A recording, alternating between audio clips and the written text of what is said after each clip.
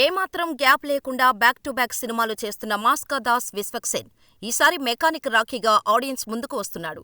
మీనాక్షి చౌదరి, శ్రద్ధా శ్రీనాథ్ హీరోయిన్లుగా నటించిన మెకానిక్ రాఖీ చిత్రానికి రవితేజ ముళ్లపూడి దర్శకత్వం వహించగా రామ్ తాళ్లూరి నిర్మాతగా వ్యవహరిస్తున్నారు.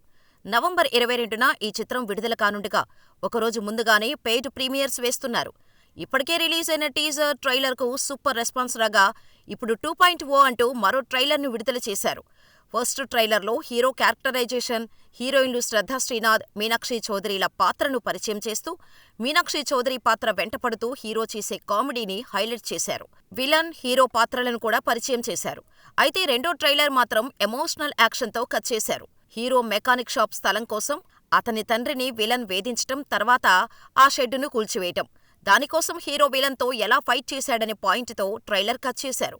విశ్వక్సేన్ మార్క్, మాస్ డైలాగ్స్ అదిరిపోయాయి. షేప్ అవుట్ చేసుడే కాదు, షేప్ సెట్ చేసుడు కూడా తెలుసు వంటి డైలాగ్స్ కూడా ఆకట్టుకున్నాయి. విలన్ గా సునీల్ లుక్ ఆకట్టుకునే విధంగా ఉంది. అలాగే హీరోయిన్స్ పై సీన్స్ కూడా బాగున్నాయి. జేక్స్ ఇచ్చిన బ్యాక్గ్రౌండ్ స్కోర్ కూడా బాగానే ఉంది. మరి మెకానిక్ రాఖీతో విశ్వక్సేన్ ఎలాంటి విజయాన్ని అందుకుంటాడో చూడాలి.